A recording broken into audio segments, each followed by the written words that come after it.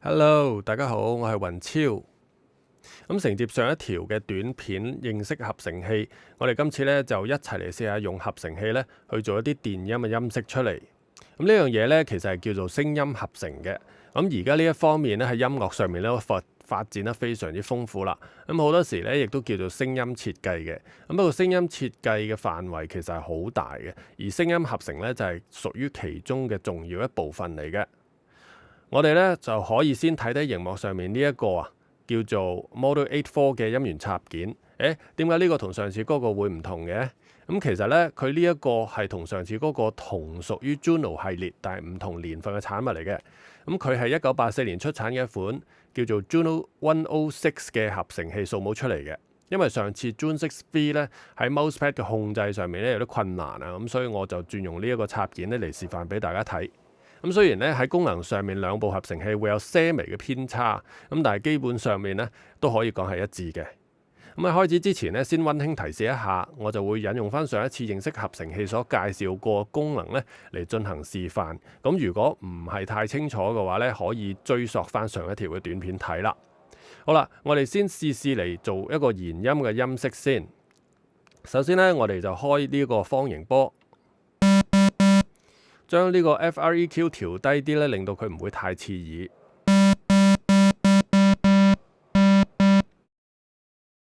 然後咧就推高 PWM， 令到個方形波咧變得似脈衝波，咁個音色咧就會更加似弦樂嘅。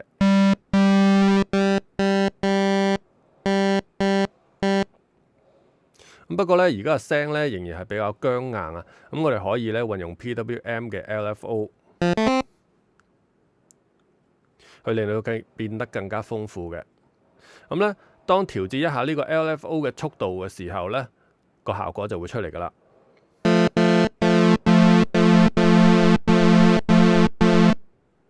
係啦，不過呢，仲需要用到 VCA 嘅 ENV 令到佢變得更加暢順。先調高呢個 A， 即係 attack， 令到個音咧起得慢啲。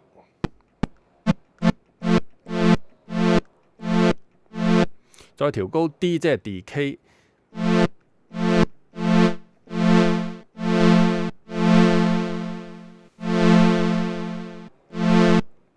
起音嘅感覺咧都可以，但係目前嘅聲咧係會衰減。所以咧，我哋需要去調高 S， 即係 sustain， 令到呢個聲咧可以延音嘅。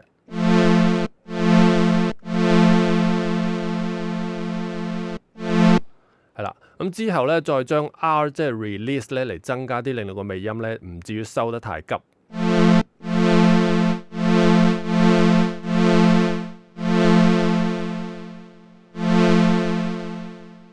最後咧可以輕微調節，增加少少 RES， 令到個高頻咧突出少少嘅。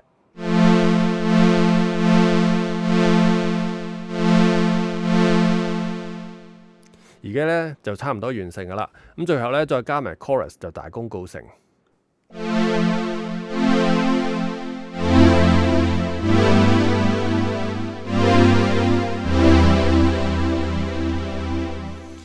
如果想做一啲類似墊底 pad 嘅音色咧，就可以去再調低少少 FREQ。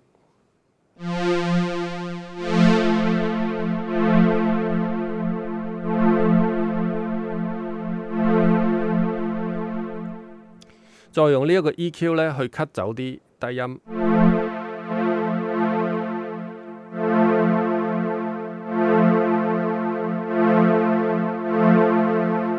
再將埋呢個 chorus 轉成 stereo， 咁咧就可以完美完成啦。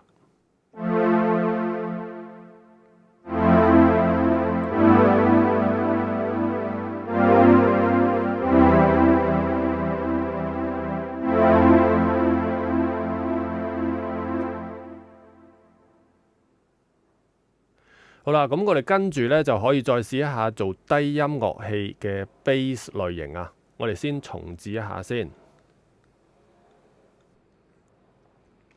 呢一次咧，我哋 DCO 嗰方面咧，我哋就用 SUB 呢一個。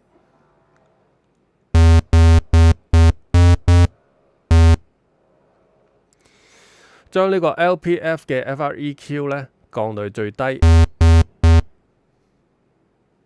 然後咧用佢嘅 ENV，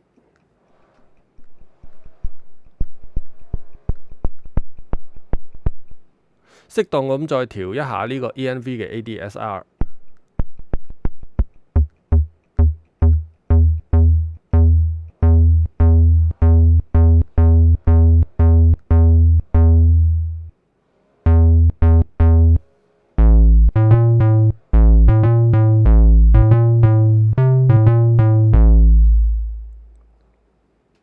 係啦，咁仲可以加啲震音。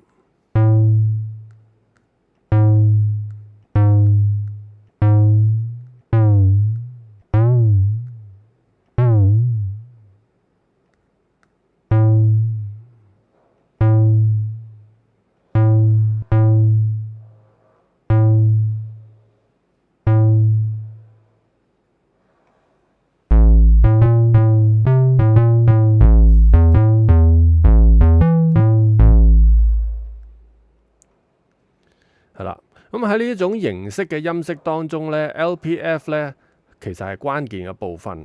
咁唔同嘅音色咧都可以從佢嘅 RES 同埋 ENV 呢兩部分嘅配合咧嚟做出嚟嘅。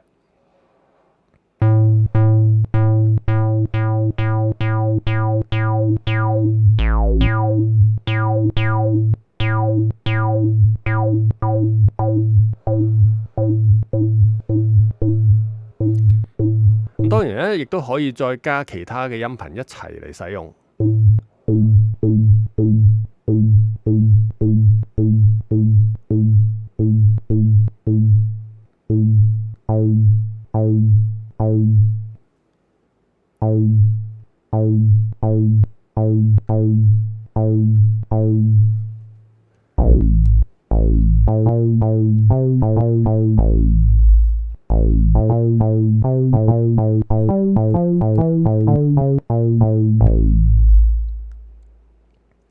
係啦，咁最後咧，除咗樂器嘅音色之外咧，呢一類型傳統嘅合成器咧，係可以做到一啲好得意嘅音效嘅。咁基本上咧係唔需要用到 DCO 噶啦。咁咧或者係僅用少少嘅 noise 就可以噶啦。重點咧就係比較極端嘅 RES 嘅設定去做出嚟嘅。